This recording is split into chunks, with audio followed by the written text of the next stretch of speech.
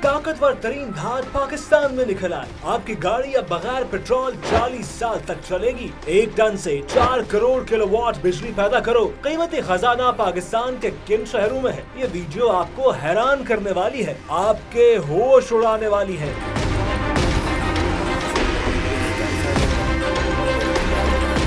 ये खबर मुस्तनद है कि पाकिस्तान के पास एक ऐसी धात मौजूद है जिसके सिर्फ 1 टन मिकदार से 4 करोड़ किलोवाट बिजली पैदा की जा सकती है और पाकिस्तानी अवाम तमाम जिंदगी मुफ्त बिजली इस्तेमाल कर सकते हैं। और ये खबर भी आपको सबूत के साथ बताएंगे कि पाकिस्तान में एक ऐसी धात मौजूद है जिसके चंद सेंटीमीटर के टुकड़े की तवानाई से आप अपनी कार या गाड़ी 40 साल तक बगैर पेट्रोल के चला सकते हैं। और इस धात की तवानाई से कारखाने, ज़राई ट्यूबवेल सब कुछ बगैर खर्च के चल सकते हैं। इस तवानाई से आप ज़राअत और टेक्नोलॉजी में इनकलाब ला सकते हैं और दुनिया पर माशी हुक्मरानी कर सकते हैं। ये धात कौन सी है? पाकिस्तान के पास इसके कितने खजाने हैं? ये कितनी खतरनाक और कितनी मुफीद है? और पाकिस्तान को इसके इस्तेमाल से रोकने की साजिश किसने तैयार की? ये सब कुछ जानने से पहले आपको इस धात से मुतारिफ करवाते हैं। बुनियादी तौर पर यूरेनियम धात में तवानाई पैदा करने और तवानाई को लाखों गुना मल्टीप्लाई करने की इतनी सलाहियत मौजूद है कि इससे तबाहकुन एटम बम तैयार होता है। इस धात को जौहरी हथियारों में फ्यूल के तौर पर इस्तेमाल किया जा सकता है।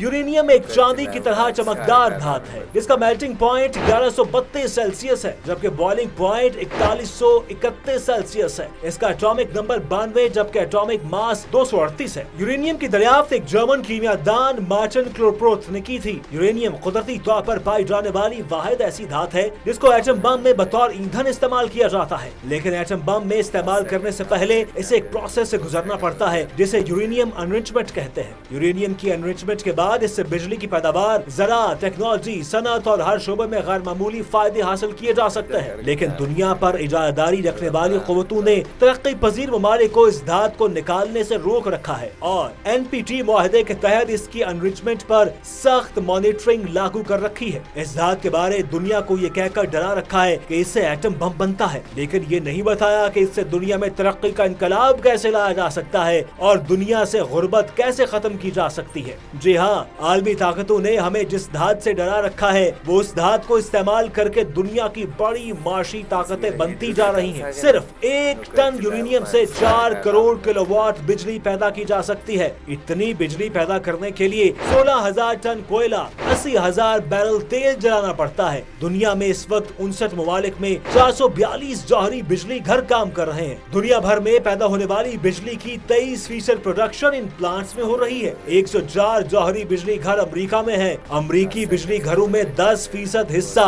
रूस के उन पुराने एटम बमों से हासिल करदा यूरेनियम से बनता है जिन्हें मुआहदे के तहत नकारा कर दिया गया था। ये बात हैरान कुन है कि दुनिया की दो बड़ी मुखालिफ ताकतें अपने मफाद के लिए एक दूसरे को यूरेनियम भी फराहम करते हैं। एक खतरनाक एटम बम में सिर्फ 15 किलो यूरेनियम इस्तेमाल होती है। जमीन और समंदर में इतना यूरेनियम मौजूद है जो कई सदियों तक पूरी दुनिया के लिए बिजली पैदा कर सकता है। जौहरी बिजली घर से माहौल दो साफ बिजली पैदा होती है। इसके इस्तेमाल से अमेरिकी फजा में कार्बन के खराज में 1981 से लेकर 1994 के दरमियान 90% कमी हुई है। इसके बरक्स कोयला, तेल और गैस जलाने से हर साल 25 बिलियन टन कार्बन डाइऑक्साइड पैदा होती है। पाकिस्तान चूंकि यूरेनियम निकालने और एनरिचमेंट करने के हवाले से सख्त आलमी मॉनिटरिंग की जद में है, इसलिए इस कीमती धात की गैर मामूली मौजूदगी की आदाद शुमार जारी करने से भी गुरेज किया जाता है। ताहम कुदरत ने पंजाब और KPK के बॉर्डर्स पर मौजूद 2 अजला को इस दौलत से मालामाल कर रखा है, जबकि बलूचिस्तान में भी ये मादनियात मौजूद है।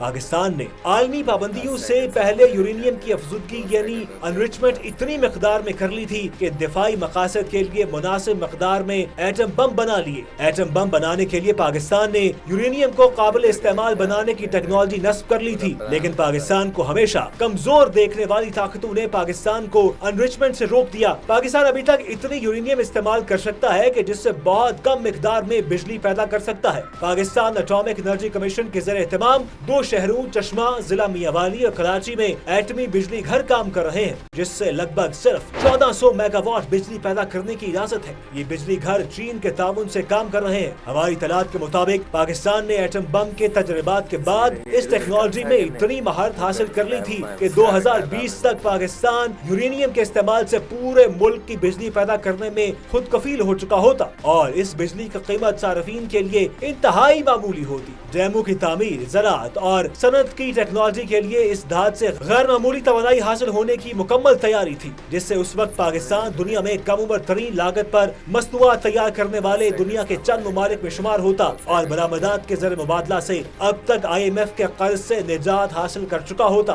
اس وقت جب دنیا پیٹرول کی بجائے الیکٹرک گاڑیوں کی طرف آ رہی ہے، پاکستان ایٹمی بجلی گھر سے گاڑیوں کو اتنی توانائی فراہم کر سکتا تھا کہ ایک گاڑی 40 سال تک بغیر پیٹرول کے چل سکتی تھی۔ افسوسناک امر یہ ہے کہ عالمی سطح پر پاکستان دیگر ممالک کے ساتھ مل کر اس کیس کو پیش کر نہیں سکا کہ اگر عالمی طاقتیں اور ان کے دوست ممالک نیوکلیر ٹیکنالوجی کو توانائی کے طور پر استعمال کر رہے ہیں تو پاکستان یہ استعمال کیوں نہیں کر سکتا؟ نہ ہی ریکوٹک سے سونا نکالنے دیا جاتا ہے اور نہ یورینیم کا مثبت استعمال کرنے دیا جاتا ہے۔ اگر یہ ہو جائے تو آج پوری قوم ہاتھوں میں بجلی کے بل لے کر احتجاج نہ کرے۔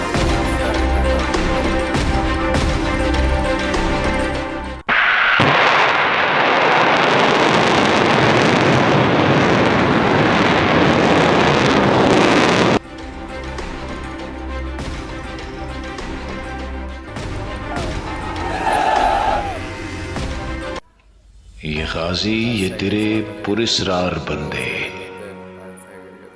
جنہیں تو نے بخشا ہے ذوق خدائی،